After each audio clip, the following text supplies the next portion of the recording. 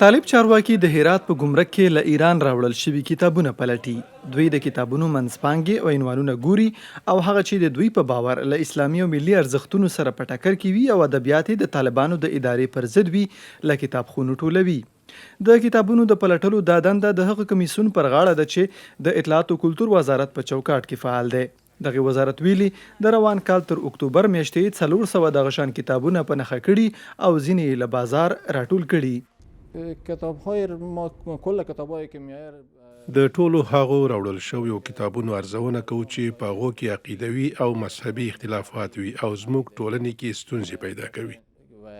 باعث ایجاد مشکل بشه در جامعه ما و کتاب‌هایی که هغه کتابونه چې روح لرونکي انځورونه ولري او هغه کتابونه چې سیاسي مسایل پکې وي و کتاب‌هایی که مسائل سیاسی در اونا باشه ما که د کتاب ارزونې دا کمیسیون هغه کتابونه له کتاب پلورنځیو ټولوي او بندیز پرې لګوي چې ټوله منځپانګه یې د دوی له باورونو سره په ټکر کې وي، خو د ځینو جزوي اختلافاتو په لرلو سره یې بیرته مستردوي. حدوداً در هفته 5000 جلد 4000 جلد کتاب موږ په اونۍ کې له 4 تر 15000 جلده کتابونه له ایران واردوو.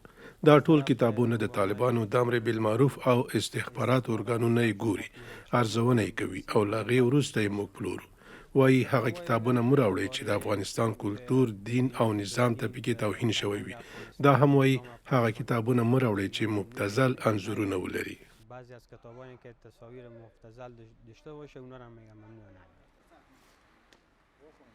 د فرانسې خبري اژانس د راپورټ له مخې طالبانو د لبناني لیکوال خلیل جبران، د البانوي لیکوال اسماعیل کدرا، د افغانستان د مخکنی حکومت د پوهنې د وزیر میرویس بلخي او ځینو نورو لیکوالو پر آثارو د دوی په باور توهینامیزه کلماتو او سیاسي ملاحظاتو له امله بندیز لګولی دی. د وزیرستان وروستی تمځای کتاب د لیکوال نذیر احمد سهار په ګډون یو شمېر افغان لیکوالان هم ادعا کوي چې طالبانو د کتابونو پر پلور بندیز لګولی دی. نذیر احمد سهار وایي پر کتابونو د بندیز پالیسي د طالبانو له هغې عمومي تګلارې سرچینه اخلي چې له مخې یې واکمنې ډلې پر رسنیو رسنوالو د بیان او فکر پر ازادۍ بندیزونه لګولي دي. خلک کتاب ته هر ځای لاسرسی لري، د بندیزونه ګټه نه کوي ځکه چې هغه کتاب دپاره لا په مخاطبانو کې لیوالتیا رامنځته کیږي او په پی ډي ایف او په نورو بڼو آنلاین او برېښنایي بڼو باندې دوی کتاب ته لاسرسی پیدا کولی شي.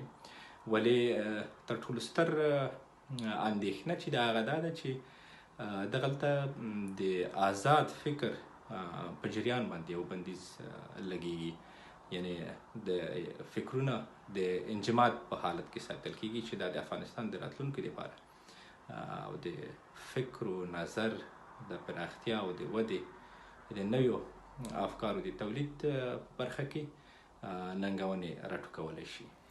پر افغانستان د طالبانو له بیا واکمنېدو وروسته د دغې ډلې حکومت په بیلابیلو برخو کې بندیزونه لګولي چې په کور دننه او په نړیواله کچه یې اندېښنې زېږولي. خو طالبان د افغانستان د خلکو او نړیوالې ټولنې اندېښنو ته پام نه کوي او د وخت په تېرېدو سره دا وړ بندیزونه لا زیاتوي.